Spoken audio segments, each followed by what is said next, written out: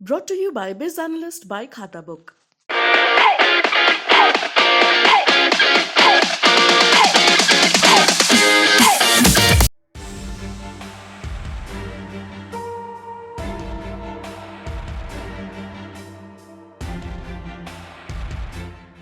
भारत रूस यूक्रेन विवाद को लेकर क्या सोच रखता है ये अब तक बहुत स्पष्ट हो चुका है। भारत किसी भी पक्ष के ना तो समर्थन में है और ना ही किसी के खिलाफ। भारत का स्पष्ट तौर पर कहना है कि युद्ध की स्थिति से दोनों देशों को पीछे हटना चाहिए। हालांकि इस बीच अमेरिका समेत अन्य देश भारत से रूस के खिलाफ खड़ा होने की उम्मीद जता रहे हैं। बता दें, संयुक्त राष्ट्र की आम सभा में बुधवार को यूक्रेन पर रूसी हमले के खिलाफ एक प्रस्ताव लाया गया था, जिसमें रूस के खिलाफ प्रस्ताव पास किया गया। हालांकि इस दौरान भारत इसका हिस्सा नहीं बना था। संयुक्त राष्ट्र में भारतीय राजदूत टी.एस. त्रिमूर्ति ने कहा कि भारत यूक्रेन की तेजी से बिगड़ती स्थिति और उसके बाद आने वाले मानवीय संकट को लेकर काफी चिंतित है। उन्होंने कहा था, हम अपने इस विश्वास पर कायम है कि मतभेदों को केवल बातचीत और कूटनीति से ही सुलझाया जा सकता है। भारत तत्काल युद्ध विराम के अंतर्राष्ट्रीय समुदाय के आह्वान का समर्थन करता है।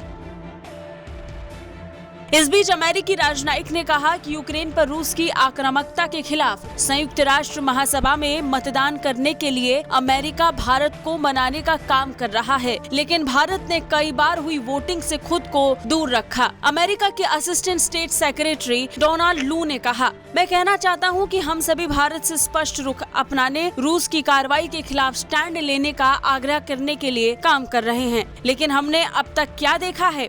हमने कई बार भारत को वोटिंग से परहेज करते ही देखा है। भारत ने पिछली बार की तरह ही वोटिंग से खुद को दूर रखा था।